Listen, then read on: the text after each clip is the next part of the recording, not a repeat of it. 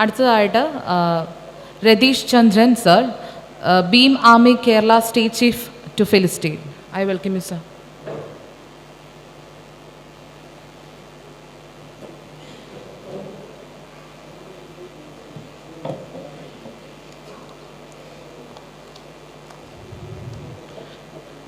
എല്ലാവർക്കും ജയ് Bhim.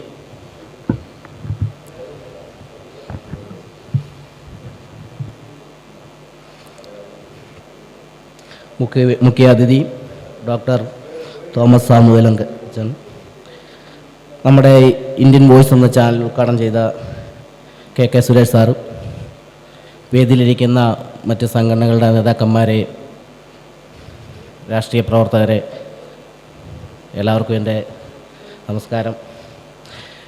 Indian voice എന്ന ഈ ഒരു ചാനൽ കേരളത്തിൽ എന്തുകൊണ്ടും വളരെ അത്യാവശ്യമായിട്ടുള്ളൊരു മൂവ്മെൻ്റാണ്. കാരണം പല സാഹചര്യങ്ങളിലും നമ്മളെ സംബന്ധിക്കുന്ന പല ന്യൂസുകളും ഇപ്പോഴുള്ള നിലവിലുള്ള ചാനലുകൾ കൊടുക്കാൻ വളരെ പ്രയാസമാണ്. കെ സുരേഷ് സാറിനെ ഇരുത്തിക്കൊണ്ട് തന്നെ CSDS-ൻ്റെ ഒരു വലിയ സമ്മേളനം ഈ കോട്ടയത്ത് നെഹ്റു സ്റ്റേഡിയത്തിൽ നടന്നായിരുന്നു. അന്ന് ഞാൻ ആ സമ്മേളനത്തിൽ പങ്കെടുക്കുമ്പോൾ അതിൻ്റെ നേതൃത്വത്തിൽ ഇരിക്കുന്ന കെ സുരേഷ് സാറൊക്കെ അന്ന് പ്രസംഗിക്കുമ്പോൾ പറയുന്നുണ്ട്, മനോരമ ചാനലിനോട് ആവശ്യപ്പെടുകയാണ്, ഞങ്ങളുടെ വാർത്ത നിങ്ങൾ ഫ്രണ്ട് പേജിൽ കൊടുത്തില്ലെങ്കിൽ ഞങ്ങൾ ഈ പത്രം തന്നെ ഞങ്ങൾ ഇത്രയും കൂടി 1.5 ലക്ഷം പേരോളം ആളുകളുണ്ടായിരുന്നു ആ വേദിയിൽ, ഇത്രയും പേര് ഈ പത്രം ബഹിഷ്കരിക്കുമെന്ന് പറയുമ്പോൾ അന്ന് ആ സമ്മേളനം തീരുന്ന ഏകദേശം രാത്രി തന്നെ അതിൻ്റെ ഫ്രണ്ട് പേജിൽ തന്നെ ആ ന്യൂസ് അടിച്ചു വന്ന ഒരു സാഹചര്യമുണ്ട്. ഇത്രയും വലിയൊരു മൂവ്മെൻ്റ് ആയിട്ട് പോലും CSDS-നെ അറിയത്തില്ലാത്ത ആരുമില്ല. കേരളത്തിലെ ഏറ്റവും വലിയൊരു മൂവ്മെൻ്റാണ്. അത്രയും വലിയൊരു മൂവ്മെൻറ്റിന് പോലും വെല്ലുവിളി നടത്തേണ്ട ഒരു സാഹചര്യമാണ് ഇവിടുത്തെ പത്രമാധ്യമ പ്രവർത്തനങ്ങളിൽ നടക്കുന്നത്. ഞാൻ ഭീം ആർമിയെ സംബന്ധിച്ച് ഞങ്ങൾ പത്തനംതിട്ട ജില്ലാ പ്രസിഡൻ്റായിരിക്കുമ്പോൾ മഹാത്മായ്യങ്കാളിയുടെ ജയന്തി ഞങ്ങൾ പത്തനംതിട്ട ഓപ്പൺ സ്റ്റേജിൽ നടത്തി, പ്രൈവറ്റ് ബസ് സ്റ്റാൻഡിലൂടെ. അപ്പോൾ മനോരമയുടെ ഒരു ചാനലുകാരൻ തന്നെ വന്നിട്ട് പറഞ്ഞു, ഇതിൻ്റെ ഒരു ഫോട്ടോ ഞങ്ങൾക്ക് എടുത്തതാ, ഞങ്ങൾ നാളെ പത്രത്തിൽ കൊടുക്കാമെന്ന്. ഓക്കെ, ഞങ്ങൾ സമ്മതിച്ചു.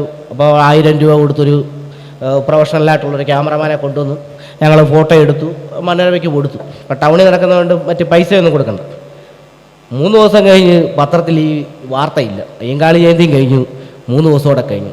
അപ്പോൾ ഞാൻ പത്തനംതിട്ട മനോരമ ഓഫീസിലോട്ട് നിങ്ങൾ പറഞ്ഞിട്ട് ഞങ്ങൾ ഈ ഫോട്ടോ എടുത്ത് തന്നിട്ട് ഇതെന്തുകൊണ്ട് നിങ്ങൾ പത്രത്തിൽ പരസ്യം ചെയ്തില്ല? ഒന്ന് ചീഫ് എഡിറ്ററെ, അങ്ങനെ ഓരോരുത്തരെ ഇങ്ങനെ ഫോൺ മാറ്റി കണക്ട് ചെയ്ത് ലാസ്റ്റ് ചീഫ് എഡിറ്ററെ കിട്ടിയപ്പോൾ ഞാൻ ചോദിച്ചു, നിങ്ങളുടെ പത്രം നിങ്ങളുടെ സമുദായത്തിലുള്ളവരെ മാത്രമാണോ വാങ്ങുന്നത്? ഈ കേരളത്തിൽ മറ്റ് ദളിത് സമൂഹമുണ്ട്, മറ്റെല്ലാ സമൂഹവും നിങ്ങളുടെ ന്യൂസ് പേപ്പർ വാങ്ങിച്ച് നിങ്ങൾക്ക് സാമ്പത്തികം തരികയും ചെയ്യുമ്പോൾ എല്ലാവരുടെയും ന്യൂസുകളും അവരുടെ വിചാരങ്ങളെയും മനസ്സിലാക്കി അവരുടെ കാര്യങ്ങളിലെല്ലാം കൃത്യമായിട്ട് ഇടപെടേണ്ട ഒരു ഉത്തരവാദിത്വം പത്രപ്രവർത്തകൻ എന്നുള്ള നിങ്ങളുടെ ഈ സ്ഥാപനത്തിനുണ്ട്. മഹാത്മായ്യങ്കാളിയുടെ ജയന്തി ഞങ്ങൾ പറയാതെ തന്നെ നിങ്ങൾ പോസ്റ്റ് ചെയ്യേണ്ടതാണ്. നിങ്ങൾ എന്തുകൊണ്ടാണ് ഒരു പത്രത്തിൻ്റെ ഒരു കോളത്തിൽ പോലും നിങ്ങൾ കൊടുത്തില്ല? അപ്പോൾ നിങ്ങളിത് ഇങ്ങനെ കൊടുക്കാതിരിക്കുന്നത് തന്നെ അതൊരു വലിയൊരു വർഗീയതയാണ് മുമ്പോട്ട് വെക്കുന്നത്. അവരെ സംബന്ധിച്ച് മനോരമ ആയിക്കോട്ടെ, മാതൃഭൂമി ആയിക്കോട്ടെ, ഏത് പത്രമായിക്കോട്ടെ, ചാനലുകളായിക്കോട്ടെ, അവരെ സംബന്ധിക്കുന്ന അവരുടെ സമുദായത്തിൻ്റെയൊക്കെ ചെറിയ പ്രോഗ്രാമുകൾ ഇതുപോലെ ഹോളുകളിലൊക്കെ നടക്കുന്നത് പിറ്റേ ദിവസം പത്രങ്ങളിൽ വലിയ വാർത്തകളായിട്ട് അവർ കൊടുക്കുന്നു. ആ സാഹചര്യം നമ്മളുടെ പല വാർത്തകളും നമ്മളുടെ പല നേതാക്കന്മാർ സംസാരിക്കുന്നത് പോലും നമ്മുടെ ജനങ്ങൾ അറിയുന്നില്ല. നമ്മുടെ പല സംഘടനകളുടെ നമ്മുടെ സമൂഹത്തിലാണ് കൂടുതലുള്ളത്. അപ്പോൾ അവരെ ഒഴിവാക്കാതെ ഇത്തരം പ്രോഗ്രാം മറ്റ് മുഖ്യധാരയിലേക്ക് ഇവരെ എത്തിയാതെ കുറച്ചുനാൾ നിൽക്കുക, അത് കഴിയുമ്പോഴത്തേക്ക് പുറകോട്ട് പോവുക. ഈ ഒരു സംവിധാനം മാറ്റിക്കൊണ്ട് എല്ലാ ജനവിഭാഗങ്ങളുടെയും കുഞ്ഞുകുട്ടികൾക്കും എല്ലാവർക്കും കൃത്യമായി